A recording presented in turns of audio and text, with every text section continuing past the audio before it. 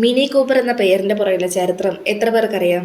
1959 British motor corporation അല്ലെങ്കിൽ BMC ഒരു ചെറിയ കാർ പുറത്തിറക്കി. അതാണ് മിനി. ഇറങ്ങിയ സമയത്ത് ഈ കാറിന്റെ പേര് മോറിസ് മിനി മൈനർ എന്നായിരുന്നു. പക്ഷെ വലിപ്പക്കുറവ് കാരണം എല്ലാവരും ഈ കാറിനെ മിനി എന്നാണ് വിളിച്ചു തുടങ്ങിയിരുന്നത്. അങ്ങനെ ആളുകളുടെ ഇടയിൽ ഈ കാറിനെ മിനി എന്ന പേരിൽ അറിയപ്പെട്ടു. ഒരു സ്പോർട്ടി ഫീൽ ഇല്ലാത്ത കാറായിരുന്നു മിനി. ആ സമയത്താണ് റേസിംഗ് കാർ നിർമ്മാതാവായ ജോൺ കൂപ്പർ മിനിയിൽ കുറേയധികം മാറ്റങ്ങൾ കൊണ്ടുവരുത്തുന്നത്.